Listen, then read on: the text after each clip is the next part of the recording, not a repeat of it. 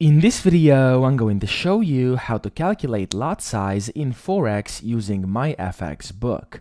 Now, the first thing you want to do, you want to sign into your account on myfxbook.com, and then you want to go ahead and click on over here where it says FX Calculator. So this should be the third tab over here.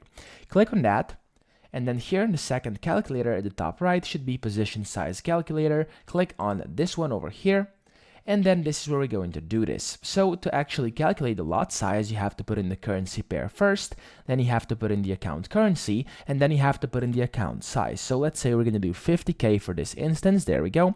And then you have to put in your risk ratio in percentages. I'm going to do 2%, and then your stop loss in pips, which I'm going to do, let's say 50, and then here you will see your trade size, which you can basically go ahead and switch between lots and units.